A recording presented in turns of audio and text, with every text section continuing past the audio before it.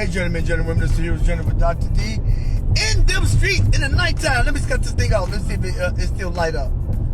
Nah, I don't light up. Let me cut it back on. They don't light up. Light on, light off, light on, light off. Well, I'm cutting it back on because it's too dark for me. Hey, journeymen, this is a Hero's Journey Ride and Share with Dr. D as we are in damn streets on the road in the dark, almost to my location. But I gotta share this with you.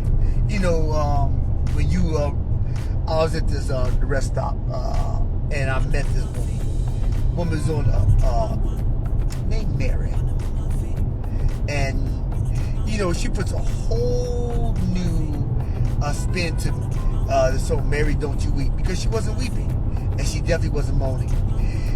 This woman was on a trek by 3 or 4 states, and she had the most superb demeanor about life situations.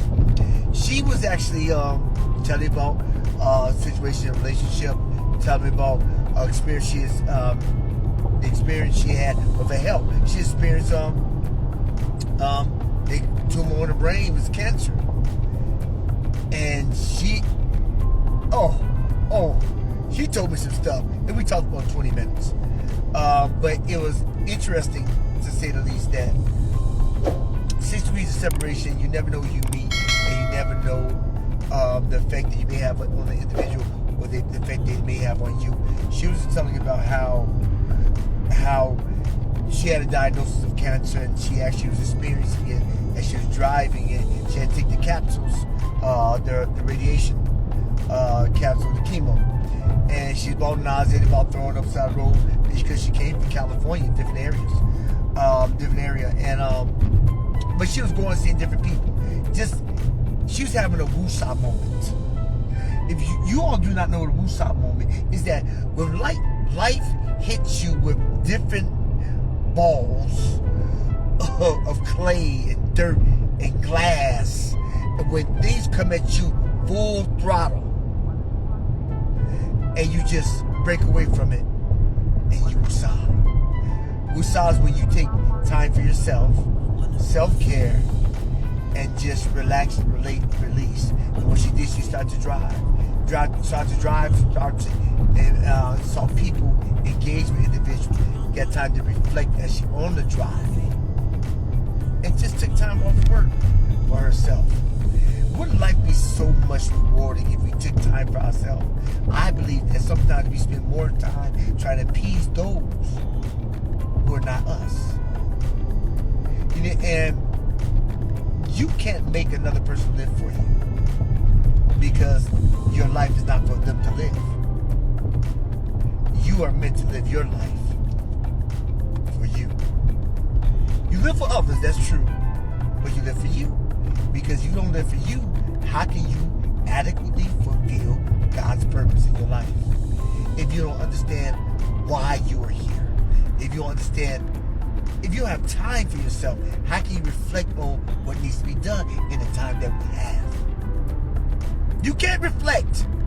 The reason why you can't reflect because you're looking at everybody else. You're investing in everybody else. Your husband, your wife, your children, your career. But what about you? You're working for somebody else's bottom line, but not your bottom line. And before you think about it, your bottom line is not always about mammon. It's not always about money. Money is nothing but a medium of exchange. But what good is money if you don't fulfill your purpose? What good is money if you're not rewarded and you're not passionate about what you're doing? What is money if you're doing things just for it? I tell my kids, I told Mary, I said, listen, I believe the greatest reward in life that you can ever have is to tell my kids to embrace it. Master what you do. Master it so well, so you become a master of that thing so well that you give it away. You have billionaires, they give away a lot of money. In 2 miles, take exit 109A for US 158 East, US 421 South toward Kernersville. and they give away time. Because it's no bigger rush to give away, to give. It's an intrinsic reward that no price can go on. You know, Mary impressed me. She does something that's compatible to what I do, but on a different, in a different vein. But we connected. And she made me actually just reflect on how important life is, and how much. And life is not nice. It's not what people do to you. It's not. It's how you respond to it. And while she's going through something right now, and she went through it. That's the biggest thing. She went through it. How can you become gold unless and you're unwilling to experience the heat? A lot of times you experience the heat not by choice, by circumstance. How do you come out? How can you become the E7 diamond? How can you sparkle unless you can stand the pressure? Everything you go through, I believe this, is not necessarily for you, but it's for somebody else. Your misery becomes your ministry. But it's how you look at it. What lens are you looking at? In a quarter mile, take exit 109A for US 158 East, US 421 South toward Kernersville. I'm going. What type of lens are you looking at your situation with? If you change your lens, you'll see a whole new side.